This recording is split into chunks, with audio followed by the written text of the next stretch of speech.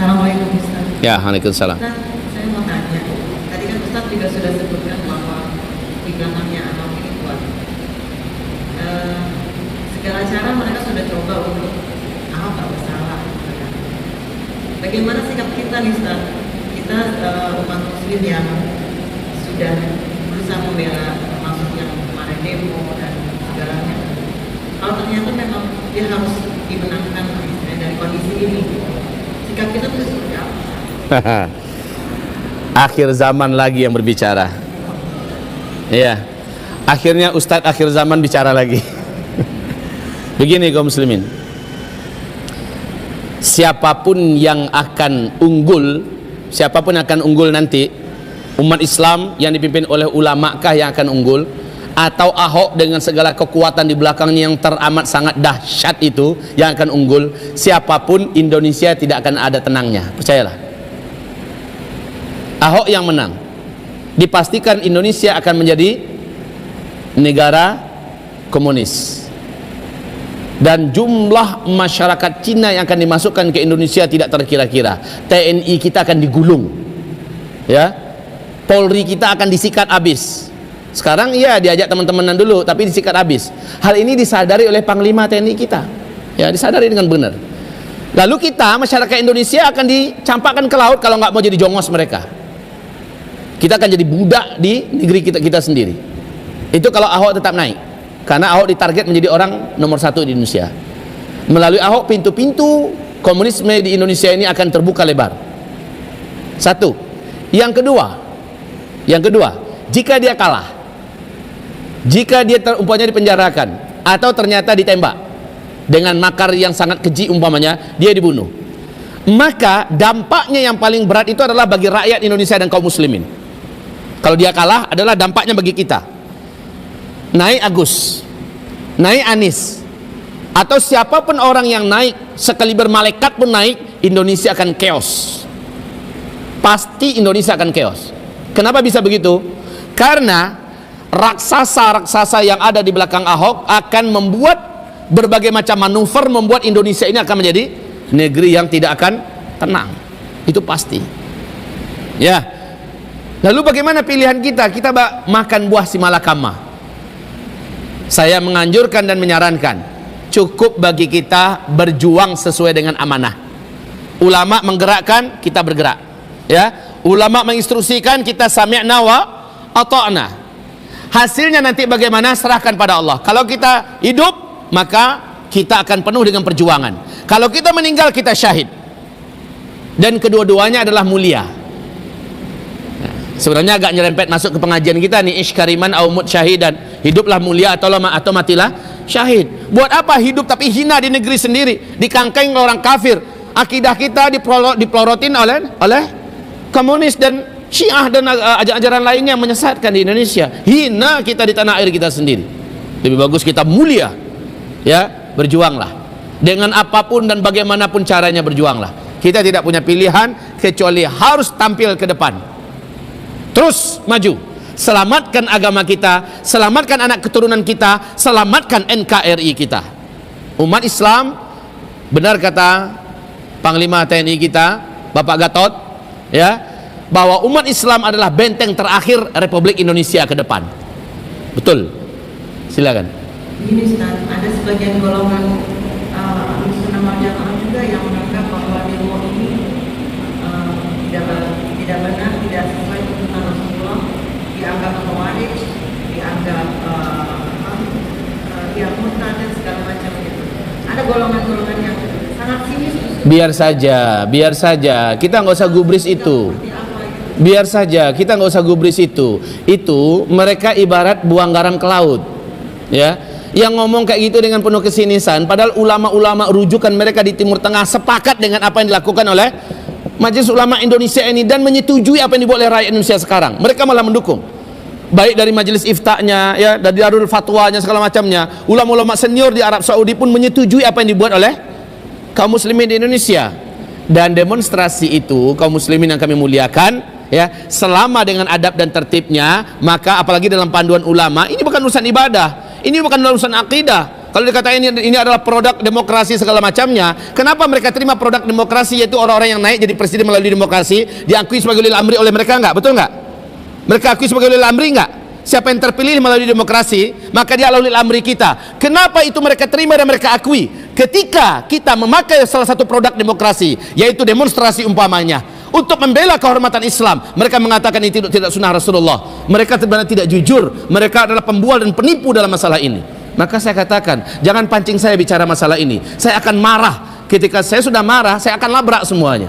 Dan ini tidak baik. Kenapa? Ketika kita dengarkan para ulama-ulama dunia, termasuk ulama-ulama salafi yang ada di Timur Tengah sana, mereka mendukung gerakan Majelis Ulama Indonesia yang ada, yang menggerakkan umat Islam. Mereka dukung sepenuh hati. Jadi maaf sekali lagi, ini masalah muamalah juga sebenarnya. Taib ya, kalau mau bicara masalah demonstrasi nanti deh babnya khusus dah, ya, bab khusus. Kalau perlu datangkan orang-orang yang merasa mengatakan ini tidak boleh, ini haram. Datangkan dalil mereka, mana ini haramnya, ya. Dan kita juga, ini negara RI, NKRI ini membolehkan demonstrasi. Kalau di Arab Saudi nggak membolehkan demonstrasi karena negara mengundang-undangkannya itu dilarang. Ketika dilarang, oke, khalas, tak sami'na wa ta'na. Sementara ini dibolehkan. Ketika ini dikawal oleh Polri, ketika ini dikawal oleh TNI, ya, dan bahkan kita juga dipuji, masya Allah, ini adalah demo yang paling beradab menurut NKRI. Maka apanya kita langgar di sini? Kapunduang babuy, ya, itu jadinya saya ngomong. Tahu kapunduang babuy? Itu bahasa orang Minang yang paling lembut itu. Bahasa orang Padang paling lembut. Apa Ustaz? Soalnya sampai ada mereka menganggap halal dalam orang-orang yang demonstrasi. Jadi terlalu sinis sekali. Semoga Allah mengampuni kita. Semoga Allah mengampuni kita. Semoga Allah terus memberi hidayah kita, dan semoga Allah selamatkan kita dari ketajaman mulut mereka. Yang penting la yakhafun laumata laim. Bu, itu ayat yang ke-54 tolong dibaca dong nanti. Lihat itu ayat yang sama, surat yang sama. Ayat 51, ayat 52, ayat 53, ayat 54-nya. La yakhafuna laumata laim. Mereka enggak peduli dengan cacian para pencaci. Jadi jangan peduli loh. Hah? Yang ngomong-ngomong begitu biarkan saja. Tadi Ustaz bilang kan kita harus patuh dengan ulil amri. Ulil amri yang seperti apa? Sementara ulil amri yang kita tahu sekarang, saya tidak bisa jawab menyebut namanya. Beliau bukan yang menjalankan sholatnya dengan baik, dengan kepercayaan yang lain misalnya, dan bukan yang ulil amri yang ini nih pertanyaan ini kalau saya jawab nih bakalan panas, lihat nih. Ini bakalan jadi api panas nanti ini. Ya, kita perlu Ustaz, karena ulil amri yang seperti apa yang harus kita takutin gitu. Kan sesuai tadi ada golongan yang mengatakan kita harus patuh dengan ulil amri yang akan kita bilang. Padahal ulil amri kita yang sekarang yang terpilih. Ya. Seperti apa gitu. Saya tidak perlu menjelaskan atau mengkritikkan orang lain gitu. Begini, kalau jujur dengan manhaj salaf, kalau kita jujur dengan manhaj salaf, maka harusnya kita seutuhnya mengambil dalil-dalil para ulama salaf, ya, penempatan para ulama salaf. Siapa sih yang ulil amri itu? Hadis-hadis yang dibacakan oleh kawan-kawan yang mengaku salafi di Indonesia ini hadis-hadis sahih seluruhnya, ya. Contoh-contoh sejarah yang mereka contohkan harusnya mereka menempatkan secara proporsional. Dalilnya sahih, mantap, ayatnya jelas, hadisnya mantap, ya, perkataan-perkataan para ulama salafus soleh juga bulat bahwa taat kepada ulil amri itu harga mati. Mendurhakai ulil amri sempat matinya jahiliyah, titik, ya. Tapi ulil amri yang macam mana? Ulil amri yang para ulama kudama dulu itu bertanya, berfatwa, itu adalah para ulil amri yang masih menerapkan Al-Quran dan Sunnah dijunjung tinggi sebagai hukum pemerintahan. Itu yang ulil amri. Coba lihat dalam Majmu'ah Al-Fatawa oleh Syekh Islam Ibn Taimiyah ketika beliau mengatakan ulil amrinya umat ini adalah seluruh pemimpin-pemimpin yang memegang urusan umat bi kitabillah wa sunnati rasulih, dengan kitabullah dan sunnah rasulnya. Syekh Abdullah bin Abdul Aziz bin Bas di dalam kitab beliau Wujubu Tatbiqi Syariatillah, kewajiban menerapkan syariat Allah Subhanahu wa taala, mengatakan dengan tegas bahwa siapapun pemerintahannya, pemerintahan lo ya, pemerintahannya yang menolak menjadikan Al-Quran dan Sunnah atau hukum Islam sebagai hukum dalam pemerintahannya, maka pemerintahan itu bukan ulil amri Islam. Jelas? Walaupun pribadinya orangnya Muslim, silakan. Tapi pemerintahan ini pemerintahan yang ulil amri dalam minkum enggak. Dia tidak termasuk sampai pemerintahan itu menerapkan hukum-hukum Islam, atau pemerintahan itu menjadikan Al-Quran dan Sunnah sebagai asas pemerintahannya. Khalas. Lah kalau di sini asas pemerintahan bukan, maka mentaati ulil amri yang ada di Indonesia ini hukumnya jaiz, boleh, laisa biwajib, bukan wajib. Kenapa? Karena pemerintahan yang ada ini selama dia tidak menghalang-halangi agama kita, selama dia tidak membuat makar menghancurkan agama kita, memerangi kita, mentaatinya hukumnya jaiz, dan hukum yang dia tetapkan itu tidak melanggar pada perintah Allah. Kalau menikah pakai buku nikah agar kemana-mana mudah di Indonesia, itu undang-undang yang dibuat oleh pemerintah Republik Indonesia, silakan, ya silakan. Kemudian kalau bawa kendaraan harus ada SIM, kemudian kemana-mana harus ada KTP dan sebagainya, silakan. Itu undang-undang yang dibuat dan itu tidak melanggar dengan agama kita sedikit pun. Tapi kalau sempat mereka menetapkan suatu undang-undang yang bertentangan dengan agama kita, dengan syariat kita, la ta'ata li makhluk fi maksiatillah. Tidak boleh taat pada makhluk manapun selama itu adalah maksiat kepada Allah. Nah, ini masalahnya kawan-kawan salafi ini, mereka menyebutkan dalil-dalil tapi tidak ditempatkan pada tempatnya. Nah, ini masalahnya. Penempatan yang benar itu adalah ditempatkan pada ulil amri yang zaman khilafah dulu tegak. Yang di zaman khilafah dulu tegak, ya, wajib taat walaupun dia zalim, walaupun dia merampok harta kita, wajib mentaatinya sepenuhnya, ya. Walaupun dia akhirnya membunuh kita, khalas, sabar saja, insyaallah walakal jannah. Tapi untuk yang tidak menerapkan hukum Allah di dalam pemerintahannya, ulama mana dari ulama salaf yang berani mengatakan pemerintahan Islam wajib taat kepadanya? Maka sekali lagi jujurlah dalam bermanhaj. Kalau mengatakan manhaj salafus saleh, ambil utuh dong, ambil secara total, jangan sekerat-sekerat, jangan ketika fatwa-fatwa yang tajam. Ya, ini namanya, makanya mereka ini disebut dengan murjiah modern, ya, murjiah modern. Kelompok yang ini murjiah modern. Kenapa mereka katakan murjiah modern? Mereka mencoba mencari selamat dengan cara menjilat kepada penguasa, melindungi dan membela penguasa yang ada, walaupun penguasa itu jelas-jelas menentang, menolak, mementahkan, bahkan memerangi syariat Islam. Ini murjiah, tipe-nya seperti itu. Nah, ini murjiah modern.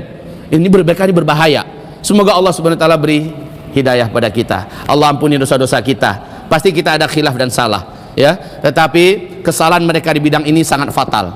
Saya kalau ditanya oleh umat, bagaimana pendapat Ustaz? Saya katakan, Masya Allah, kajiannya mantap, bagus, dengarkan, saya bilang. Dengarkan. Dengar, beberapa kali saya mengatakan pada umat begitu, ya. Ada yang bertanya, bagaimana kajian yang anjurkan, dengarkan, duduklah, bermajelislah. Dengan ulama-ulamanya dengarkan semua. Mereka lurus-lurus dalam masalah fikih.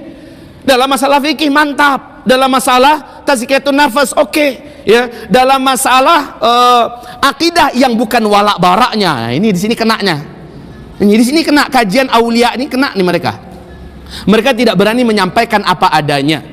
Taib, ibarat Allah yang kami muliakan. Lalu kalau saya ditanya, Ustadz, pemerintah Republik Indonesia ini kafir atau tidak? Ini lain lagi hal. Lain lagi hal. Pemerintah Indonesia kafir atau tidak? Saya tidak mau mengkafir ta'yinkan dalam hal ini, dan itu tidak boleh, juga tidak baik. Kalau pemerintahnya memang bukan ulil amri minkum, jelas. Mentaatinya hukumnya jaiz, boleh. Tidak mentaatinya tanggung risiko sendiri. Saya menganjurkan kepada umat Islam jangan cari gara-gara. Kalau bawa kendaraan harus pakai SIM. Kalau menikah mesti pakai SIM juga. SIM apa, surat izin mengendarai istri, ya kan gitu. Amalkan apa-apa yang diperintahkan dan jangan cari gara-gara, jangan mencuri, jangan korupsi, jangan apa-apa semacamnya. Kan kita tidak akan terlibat dengan hukum-hukum pidana perdata yang ada di Republik ini. Ustadz membahasakan NKRI semacamnya, saya cinta NKRI ini, ya. NKRI tidak boleh pecah dan jangan pernah ada yang mencoba-coba. Nyawa dan darah akan saya hadangkan untuk menjaga persatuan NKRI ini. Umat ini harus bersatu dalam wadah yang besar NKRI ini. NKRI tidak boleh coba dipecah-pecah. Nah, maaf, Cina-Cina komunis masuk ke Indonesia mencoba memecah belah NKRI kita, mengadu kita dengan TNI, mengadu kita dengan Polri, dan ini jangan pernah sampai terjadi. Kalaupun jilid 3 nanti terjadi, jangan, saya pernah katakan dan selalu saya sampaikan, umat jangan pernah mau diadu dengan TNI. Seandainya kita terbunuh, semoga Allah ampuni kita dan kita dihitung oleh Allah sebagai syahid.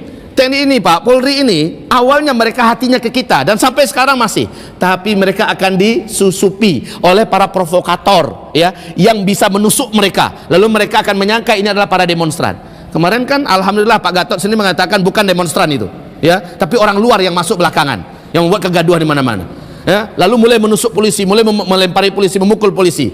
Akhirnya polisi kan terpancing ya, ada yang mulai panas menembakkan ini segala macamnya. Saya katakan walau apapun yang terjadi di jilid 3, jangan sampai kita melawan kepada TNI dan Polri, karena itu yang dimaukan oleh komunis. Kalau kita sudah melawan kepada TNI, melawan pada Polri, kita diadu sesama kita Pak, kita diadu sesama kita. Harusnya apa? Kalau ada korban dari rakyat, dari para pendemo, insya Allah umat yang luas akan makin simpati kepada kita, betul tidak? Lama kelamaan nurani TNI yang paling dalam dan Polri yang paling dalam akan kembali kepada umat pada akhirnya, dan mereka sadar kita sedang diprogram untuk pecah belah. Lalu ketika umat berbenturan dengan Polri, umat berbenturan dengan TNI, yang mengambil keuntungan siapa? Komunis dan Syiah. Itu yang dia mau. Jangan sampai terpancing. Siapapun dan apapun, semoga Allah panjangkan umur Habib Rizik dengan seluruh ulama-ulama kita yang lain ya, yang memimpin dalam perkara ini saat ini ya. Kaum muslimin, siapapun pemimpinnya ke depan, tetap kita dengan satu komando. Paham Bapak Ibu? Ya, baik. Paham ya Bu ya? Tapi kan kelihatannya, maaf ya Ustaz, saya tidak seuzon, tapi kelihatan sekali bahwa Polri itu sekarang kurang berpihak pada kita gitu, karena dicari-cari cara, didatangkanlah orang dari Mesir, untung lagi pulang gitu. Terus terus kayak misalnya pakai kata pakai dan tidak, terus ada lagi beberapa penjahat-penjahat yang narkoba tidak diekspos, nggak jelas gitu kesudahannya gimana. Dan saya dengar sendiri dari teman saya yang orang TNI, Polri-nya memang tidak mau mengungkap gitu. Nah ini kan udah ada tanda-tanda bahwa yang Ustaz tadi bilang hati nurani yang mana gitu kan, nanti Polri gitu. Nanti Jadi ini agak ngeri Ustaz gitu. Insya Allah Bu, kayak kejadian di Ambon, Ibu dengarkan. Pada akhirnya kejadian di Ambon dulu 99, apa yang terjadi? TNI akhirnya buka baju, polisi akhirnya buka baju, pakai baju sipil dan ikut bersama dengan umat Islam, betul tidak? Pada akhirnya ya. Nah itu akan muncul kembali dengan izin Allah Subhanahu Wa Taala. Bagaimanapun banyak orang Muslim di Polri itu Bu ya, banyak orang Muslim, dan sekarang ini tidak ada orang Muslim yang ada di Polri yang hatinya tidak menjerit, tapi karena dia sedang terikat oleh sistem, dia harus patuh sami'na wa ta'na kepada atasan dia, tapi pada akhirnya nanti dia akan berpihak kepada siapa? Apalagi melihat NKRI betul-betul di ujung tanduk Bu, saya yakin Bu, kayak di Syria sekarang, mantan-mantan militer yang Sunni gabungnya ke siapa Bu? Akhirnya ke umat Islam kan, di Syria, di Syam, gabungnya ke umat Islam. Pada akhirnya akan seperti itu. Maka bisnillahi ta'ala kita tidak boleh terpancing, kita tidak boleh kebawa oleh emosi. Ulama kita dengan insaf melakukan ini, dengan kesadaran. Makanya sabar itu lebih baik. Sabar dengan apa yang dikatakan oleh ulama kita. Rasul mengatakan kepada Ammar bin Yasir, pada Umar bin Khattab udah geram nih, Umar bin Khattab udah geram nih, ya Rasulullah, mari ya Rasul. Umar ya, dia punya power untuk melakukannya, lah yang lain kan enggak. Rasul menahan dada Umar, Umar jangan dulu. Ngelihat Ammar yang disiksa, Ammar sabar, Ammar sabar. Yang nyiksa siapa Bu? Jelas kaum musyrikin Quraisy yang ada kan, disuruh sabar Ammar sabar. Beginilah ulama kita mengatakan sabar, jangan membalas. Ini benar yang disarankan oleh ulama kita saat ini, sudah benar Bu. Kalau sempat Habib Rizik mengatakan serang istana umpamanya, sebab dia mengomandokan itu akan menyerang semua itu, lalu chaos besar-besaran terjadi di Indonesia, untungnya apa? Yang kita maksud tidak dapat. Si Ahok sendiri dapat tenteng sambil tertawa melihat darah umat Islam bertumpah di mana-mana, ulama-ulama banyak terbunuh ya, dia sendiri masih ketawa sambil meminum minuman kerasnya bersama dengan jongos-jongosnya yang lain, ya kan? Kan begitu yang terjadi, rugi kita. Maka dalam hal ini sekali lagi percayakan pada ulama. Kalau ulama mengatakan sabar, maka bersabarlah. Insya Allah ulama berangkat dan beramal dengan ilmu. Pikiran mereka bukan dari satu kepala, tapi dari ratusan kepala sekarang. Alhamdulillah. Bukan satu dua ulama lagi, ulama se-Indonesia udah menyatu. Yang nggak menyatu itu siapa? Munafikun. Lihat ayat berikutnya, ayat ke-52. Ayat 52. Orang-orang munafik merapatnya ke siapa? Di sini merapat ke Yahudi dan Nasrani. Maka siapa-siapa pun kelompok yang merapatnya ke Yahudi dan Nasrani jelas munafikun. Dia adalah Nusran Wahid, dia adalah Syafi'i Ma'arif, yang orang Padang malu-maluin kami aja orang Padang. Saya sebutkan nggak ada buaya itu, nggak ada buaya, buaya. Kenapa demikian? Maaf ini, beliau nggak ada kapasitasnya sedikit pun dalam masalah agama. Beliau backgroundnya juga background umum, hanya dibuya-buyakan orang. Maaf ya Bapak Ibu, beliau orang Padang. Kami di Padang udah ngelempari beliau dengan telur busuk itu. Dasar beliau datang ke Sumatera Barat, ditolak oleh masyarakat Sumbar. Sekarang satu Sumbar jijik abis melihat beliau. Maaf ini, sekali lagi, terang-terangan orang-orang yang membela penista agama di ayat 52 jelas hanya kaum munafik. Tolong baca ayat 52. Mari baca. A'udzu billahi minasyaitonir rajim. Fatara alladhina fi qulubihim maradun yusari'una fihim yaquluna nakhsha an tusibana da'irah فعسى الله أن يأتي بالفتح أو أمر من عنده فيصبحوا على ما أسروا في أنفسهم نادمين اللهم ارحمنا بالقرآن. Lihat artinya. Setelah di atas ayat 51, Allah mengharamkan orang beriman. Jangan mengangkat orang Yahudi, Nasrani, orang-orang kafir sebagai wali. Allah haramkan. Ya, resikonya kalau masih berani ngangkat mereka sebagai wali, 1, 2 terjadi. Kemudian ayat yang ke-52, fatara, maka engkau akan melihat. Lihat tuh ayatnya Pak. Fatara, maka engkau akan melihat alladzina fi qulubihim marad, orang-orang yang di dalam hati mereka itu ada penyakit. Orang yang berpenyakit hati di hatinya. Apa penyakit hatinya? Rakus dunia, gila jabatan, suka kehormatan, pokoknya yang berbau-bau duniawi. Orang-orang para penjilat, orang-orang yang memburu jabatan, memburu harta, engkau akan lihat mereka yusari'una fim, sangat cepat berpihak kepada Yahudi dan Nasrani. Lihat, ini yusari'una dari sara'a, yusari'u, ya. Kalau yusari'un, waw dan nun itu adalah lil jamaah. Mereka akan segera dengan cepat bergabung dengan Yahudi dan Nasrani, akan segera mengangkat. Maaf, siapa yang mengangkat Ahok, mencalonkan Ahok, ya, maka mereka orang-orang yang dalam hati mereka itu ada penyakit. Penyakit apa? Jelas, akidah mereka sangat lemah, iman mereka sangat rapuh. Kemudian di hati mereka itu diisi oleh dunia bertahta di hati mereka.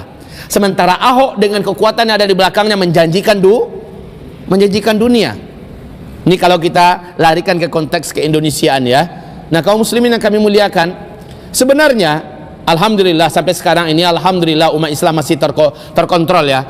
Dengan penistaan agama yang dilakukan Al-Quran yang dilakukan oleh Ahok ini, ada nggak sekalipun saja umat Islam atas nama mainstream, ada nggak yang menistakan agama Kristen? Nggak ada kan? Memang Ahoknya sendiri, karena dari mulutnya keluar penistaan terhadap Al-Quran. Alhamdulillah, satu. Yang kedua, kaum muslimin yang kami muliakan, ada nggak lidah kita menghina-hina Injil? Nggak ada umat Islam menghina-hina Injil sampai sekarang, nggak ada, ya, nggak ada. Jadi kita tidak mengeneralisir, kita tidak mau terpancing oleh para provokator yang mencoba membenturkan umat Islam dengan kaum Nasrani. Tidak. Bahkan ada nggak orang Islam di Indonesia ini, ya, secara mainstream maksud saya, baik para ulama-ulamanya yang menentang orang Cina menjadi pemimpin kita? Ada nggak? Sebenarnya tidak ada, asal dia Muslim aja, kan begitu kan? Asal dia Muslim nggak ada masalah. Orang Afrika pun nggak ada masalah, ya. siapapun yang akan menjadi pemimpin di Indonesia asal dia warga negara Republik Indonesia Muslim. Itu yang paling penting. Nah, masalah kita adalah yang non Muslim ini yang akan menjadi masalah, karena ini berkaitan akidah. Kalau kita biarkan, Pak, kita dianggap tidak menjalankan perintah Allah, yaitu haramnya mengangkat orang kafir sebagai pemimpin. Ini masalahnya. Baik, lanjut. Jadi siapa tadi orang-orang yang cepat berpihak kepada Yahudi dan Nasrani? Siapa? Orang yang dalam hatinya ada penyakit. Ini ayat lah ya.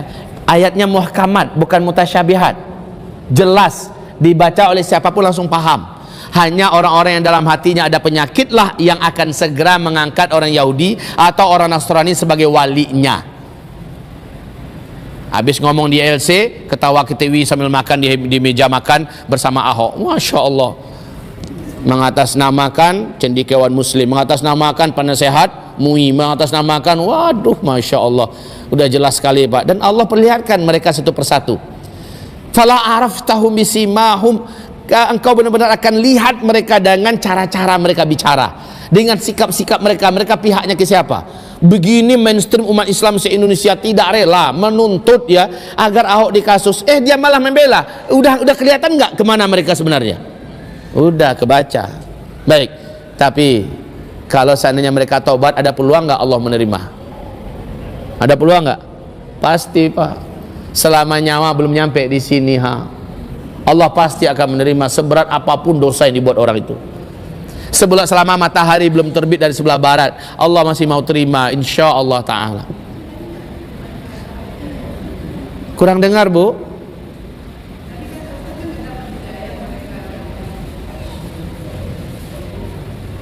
Tadi Ustaz kan bilang nggak dapat hidayah orang murtad yang memilih pemimpin. Bukan saya yang mengatakan loh, Bu ya. Bu baca lagi dong ayatnya, ayat 51. Innallaha, sesungguhnya Allah, la yahdi, tidak akan memberi hidayah al-qaumaz zalimin, kaum yang zalim. Allah tidak akan memberi, Bu, kecuali kalau orang itu yang mau. Kalau dia mau taubat, Allah pasti bukakan pintu taubatnya. Tapi kalau dari Allah sepihak, nggak akan mungkin. Allah udah kesel duluan. Allah udah marah duluan pada orang yang terang-terangan mengangkat orang kafir musuh Allah sebagai teman dekatnya, sebagai kekasihnya, sebagai pemimpinnya, tempat perlindungannya. Allah udah marah, Bu. Tapi kalau orang itu taubat, apa sih Allah terima? Ini luar biasa. Rahmat Allah itu maha luas. Rahmat Allah itu mengalahkan kemarahannya. Ya, rahmatullah fauqa ghadabih. Rahmat Allah di atas kemarahannya. Allah akan terima itu taubatnya. Ya. Saddam Hussein loh, Bu, Pak, Saddam Hussein, masih ingat bagaimana Saddam Hussein? Ketika memimpin, jahatnya minta ampun, betul? Tidak terkira umat Islam yang dibantainya, betul? Tidak terkira ulama yang dihabisnya, betul? Saddam Hussein. Tapi akhir hayatnya bagaimana? Para ulama-ulama Ahlus Sunnah wal Jamaah sedunia sepakat, mereka mengatakan insya Allah meninggalnya husnul khatimah Saddam Hussein. Kenapa? Dia taubat. Dia menyatakan taubatnya, dia menzahirkan penyesalannya, dan dia menyatakan syahadah la ilaha illallahnya sebelum digantung oleh Muqtada Sadar, kaum Syiah yang ada di Irak. Ya, beliau meninggal dunia dalam keadaan insyaallah husnul khatimah. Jadi peluang taubat itu selalu ada ya, Bu ya. Ustaz, kemarin saya baru dengan kajian salah satu Ustaz, dia mengatakan sebenarnya masalah Ahok ini bukan yang paling penting, dia bilang. Menurut dia itu justru yang paling penting itu adalah orang-orang liberal, yang orang-orang Syiah yang benar-benar merusak akidah umat Islam. Kenapa itu selama ini nggak itu yang dituntut sama ulama-ulama kita? Kalau Ahok itu cuma ini dia bilang, tapi yang merusak akidah itu justru mereka-mereka orang yang liberal ini, Ustaz. Ya udah, Bu, biarkan aja yang ngomong itu, biarin aja. Nggak apa. Kalau dikomentari semua yang ngomong pada akhirnya nggak bisa tidur kita, Bu. Ya nggak usah, biar aja lah, Bu ya. Ya kalau Ahok ini kan istilahnya ada kalau liberal itu kan masih abstrak sifatnya, Bu. Kita harus memberikan pemahaman yang sulit kepada umat, apalagi orang-orang awam. Tapi kalau Al-Quran dilecehkan, semua orang bisa langsung paham. Menurut mereka orang liberal itu juga melecehkan Al-Quran karena dia bilang tidak sesuai. Itu kan berarti menghina Al-Quran juga. Udah ditanggapi kok oleh ulama, udah ditanggapi oleh dai-dai kita juga udah ditanggapi oleh para, ya sudah di mana-mana organisasi Islam sudah menanggapi. Hanya saja mereka ini kan masih statusnya muslim, itu yang pertama. Yang kedua, mereka ini sudah mendapatkan langsung hukuman dari Allah Subhanahu wa taala, namanya hukuman sosial ya Bu ya. Hukuman sosial. Mereka akan langsung dikucilkan, akan langsung dibenci, dan umat juga akan mendoakan untuk mereka dengan doa-doa yang bisa jadi akan menghancurkan mereka. Wallahu alam. Kalau seandainya mereka mau diusut terlalu banyak. Jadi maaf satu lagi, Ahok ini sudah sangat multi sekali Bu. Ya, dia menggusur rakyat Muslim kita, dan ini sangat menyakitkan. Dia menghancurkan masjid-masjid kita. Ya, saya juga bilang itu Ustaz. Ya. Dia itu juga merusak NKRI kita, atas negara kita. Jadi bahayanya malah multi sekali Bu, di belakang itu berlapis-lapis. Nah, momen yang diangkat oleh sebenarnya kaum liberal itu memang menyatakan pernyataan juga menyakitkan kita. Mereka bisa diserang, tapi belum ada energi pemersatu yang bisa membuat seperti Ahok ini Bu. Kalau Ahok ini umat udah banyak dizalimi langsung, dan NKRI ini terancam ke depannya terasa langsung Bu. Ya Bu ya. Oke Bu. Dah. Assalamualaikum Ustaz. Ya. Saya banyak dapat pesan dari beberapa majelis taklim, terutama ibu-ibunya, karena di beberapa videonya Ustaz, mereka tahu Ustaz selama ini dekat dengan Panglima TNI. Enggak, saya enggak dekat dengan Panglima TNI. Bahkan beliau pun enggak kenal saya kok. Oh iya.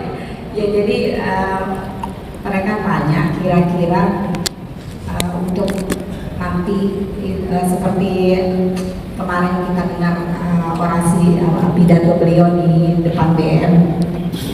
Beliau mengatakan menjelaskan masalah-masalah yang terjadi akhir ini sampai dengan seperti yang Ustaz bilang tadi bahwa negara kita betul-betul terancam. Itu kira-kira selama dia masih menjadi panglima, apa dari hati nuraninya itu dia tetap berpihak pada umat, dalam hal ini membela ulama, atau bagaimana sebagai panglima? Karena dia bilang saya bukan panglima tertinggi adalah presiden. Menurut Ustaz bagaimana? Waduh, bagusnya kita rame-rame datangin beliau yuk. Kita tanya langsung aja. Jadi saya nggak bisa menilai hati orang ya Bu ya. Seperti kata Rasulullah, nahnu nahkumu bizzawahir lal bawatin ya. Kita hanya menilai dan menghukum dengan zahir. Kita tidak bisa menilai dan menghukum dengan yang tersembunyi, yang ada di hati ini nggak bisa. Jadi beliau apakah ada lubuk hati yang paling dalam atau tidak, itu bukan urusan saya. Cuman secara zahir beliau mengatakan kalimat-kalimat yang menyenangkan hati umat Islam. Khalas. Cukup dibatas itu saja ya Bu ya. Sebatas ini kita doakan pada Allah, semoga Allah kuatkan Islam ini, semoga Allah jadikan beliau salah satu pelindung negeri dan negara ini dan kaum muslimin di Indonesia ini, salah satu. Amin. Ya. Mumpung beliau masih menjadi panglima sekarang. Tidak tertutup kemungkinan orang macam beliau bila betul-betul tulus dari hatinya Bu, beliau orang macam beliau akan digiling juga Bu. Akan dilengserkan. Oleh apapun caranya, para orang-orang yang punya komitmen dengan agama itu di akhir zamannya akan dilengserkan Bu. Ada apa saja peluang-peluang seperti itu. Tetapi kalau Allah Subhanahu wa taala menghendaki, bisa jadi beliau menjadi Umar bin Khattabnya umat ini. Bisa jadi. Sekarang doa kita sejauh mana? Ya. Doa kita Islam ketika Nabi awal-awalnya dulu, mulai dari awal dakwahnya dulu, yang menguatkan Islam itu adalah setelah Hamzah masuk ke dalam Islam. Ternyata belum begitu kuat. Masuk lagi panglima-panglima yang jawara-jawara, belum begitu kuat sampai Umar bin Khattabnya yang masuk ke dalam barisan Nabi Muhammad SAW. Itu pun Allah masih melarang umat Islam jangan angkat senjata. Masih melarang. Kapan baru? Ketika Rasulullah telah hijrah ke Madinah Al-Munawwarah. Nah, ketika sudah hijrah ke Madinah Al-Munawwarah, ya, perang Badar pertama adalah izin dari Allah kepada umat Islam agar umat Islam membela dirinya, agamanya, negerinya, dan kehormatannya, tanah airnya, dan seterusnya. Jadi tentang Panglima TNI, Saya tidak berani mengomentari lebih dari apa yang kita lihat secara zahir. Penilaian kita semua saya rasa pasti sama Pak ya. Pasti sama. Sejauh ini beliau benar-benar menenteramkan hati umat. Alhamdulillah. Cukup?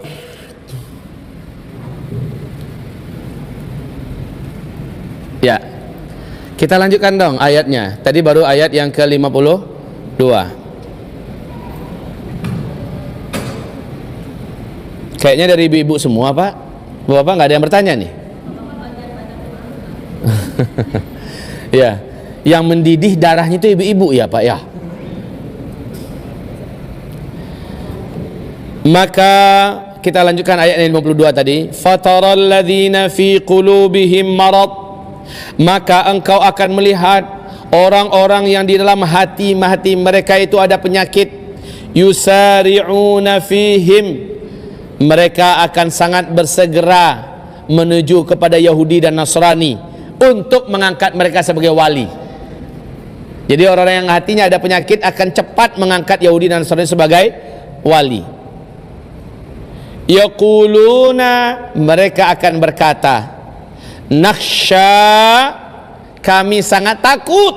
Wah, ini Pak bahasa orang-orang yang dalam hatinya ada penyakit. Nakhsha, kami sangat takut antusibana dairah. Awas, dairahnya juga bahasa Al-Quran, bahasa Arab. Apa di situ terjemahannya? Coba lihat Pak, apa terjemahannya di situ? Terjemah harfiahnya. Hah?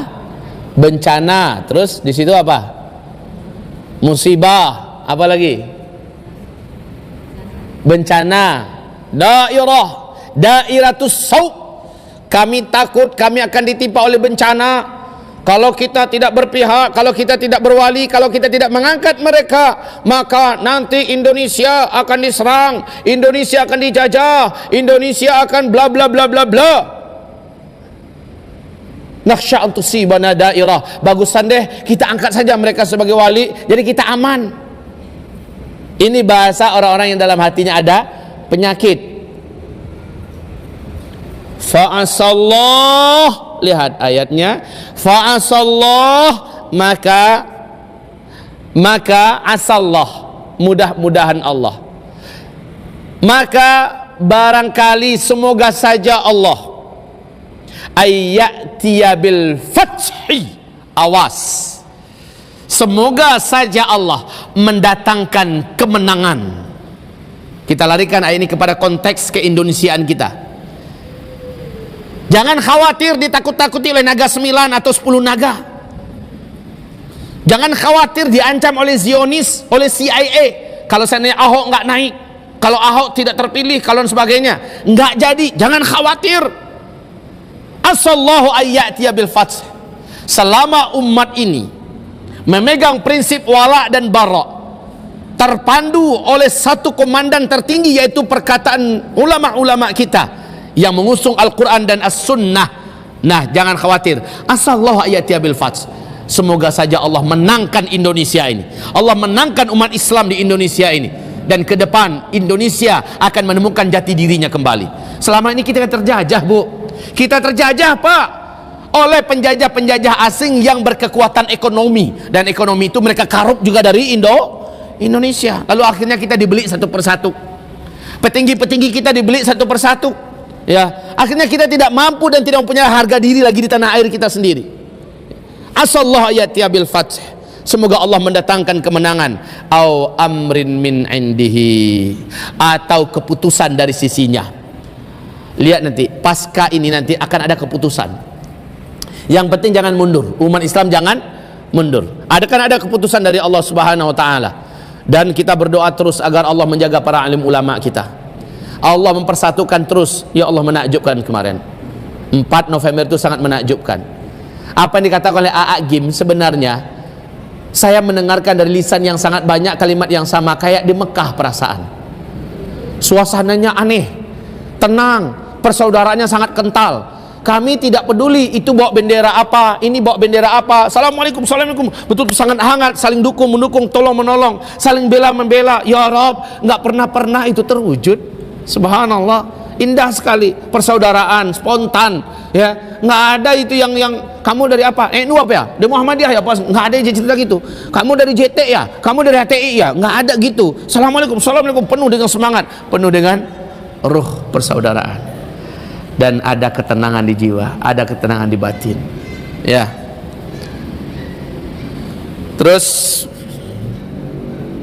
fayusbihu ala ma asarru fi anfusihim nadimin, maka jadilah mereka dengan apa-apa yang mereka sembunyikan di dalam diri-diri mereka menyesal. Lihat saja, kalaulah nggak tobat Syafi'i Ma'arif, kalaulah tidak tobat Nusron Wahid, kalaulah tidak taubat orang-orang jil dan jin, jaringan Islam Nusantara Indonesia yang berpihak kepada Ahok, kalau nggak taubat mereka, Allah pasti akan datangkan penyesalan dalam dada mereka. Nggak tahu saya bentuk penyesalan itu seperti apa, yang pasti di akhirat. Kalau mereka nggak taubat, di akhirat mereka pasti akan menyesal, ya. Tapi di dunia seperti apa penyesalannya, Allah Subhanahu wa taala punya perhitungan sendiri. Baik Bapak Ibu yang kami muliakan, ini sampai di sini dulu kajian kita pada siang hari ini. Walaupun tidak jadi dengan tema ish kariman au mut syahidan, hiduplah mulia ataupun matilah syahid, ya, maka setidaknya materi kita tetap mengarah kepada materi akhir zaman, ya, di bidang akidahnya. Ini bidang akidah loh, ini akidah yang makin hari kata Rasulullah ke depan umat Islam akan terpecah menjadi dua saja, fustatain, dua kelompok besar. Fustatu iman la nifaqa fi, kelompok iman yang tidak ada kemunafikan sedikit pun, makin menyatu, makin mengkristal. Kelompok yang lain fustatu nifaq la imana fi, kelompok kemunafikan yang tidak ada keimanan sedikit pun. Makin ke depan makin tersibak, makin terbelah, Pak. Kalau dikatakan selama ini ada 4 kelompok, kelompok kafirin, kelompok mukminin, kelompok munafikin, kelompok abu-abu. Ke depan itu nggak ada, cuma 2 kelompok saja. Umat nabinya, yaitu mukminin dan munafikin. Khalas, mafi kelompok yang lain. Maka pastikanlah diri kita adalah termasuk minal mu'minin, di antara orang-orang yang beriman. Baik, ya Allah ya Rabb kami, lindungilah kami dari segala beratnya fitnah akhir zaman ini, khususnya fitnah iman, fitnah akidah, fitnah tauhid. Ya Allah, terangkanlah kepada kami ya Allah kebenaran dan nampakkanlah seterang-terangnya. Jadikanlah kami kuat ya Allah untuk membelanya, dan lindungi, selamatkan kami ya Allah daripada kebatilan, daripada zulumatul batil ya Allah. Maka jadikanlah kami kuat untuk sanggup menghindari dan meninggalkannya, memeranginya ya Allah. Amin ya rabbal alamin. Wabillahi taufiq wal hidayah. Subhanakallahumma wa bihamdika asyhadu an la ilaha illa anta astaghfiruka wa atubu ilaik. Wassalamualaikum warahmatullahi wabarakatuh.